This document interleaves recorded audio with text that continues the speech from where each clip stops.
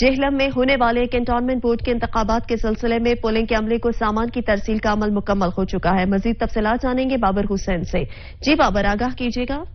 ہاں جی بالکل، کل ہونے والے کنٹونمنٹ بورڈ کے انتخابات میں بھی پولنگ کے عملے کو جو ہے سامان کی ترسیل کا عمل جاری ہے، جو کہ اپنے اپنے حلقوں میں سامان لے کے جا رہے ہیں۔ کل اگر دیکھا جائے جہلم میں بھی کنٹونمنٹ بورڈ کے انتخابات ہو رہے ہیں، اس سلسلے میں پولنگ کے عملے کو الیکشن کمیشن کی طرف سے جو سامان ہے اس کی ترسیل کا عمل مکمل کر لیا گیا ہے۔ کل ہونے والے کنٹونمنٹ بورڈ کے انتخابات میں پولیس کی بھی بھاری نفری تعینات کی جائے گی، اور اس سے ساتھ ساتھ جو کہ پولنگ کا عمل صبح 9 بجے شروع ہوگا، جو کہ کسی وقفے کے بغیر 5 بجے تک جاری رہے گا۔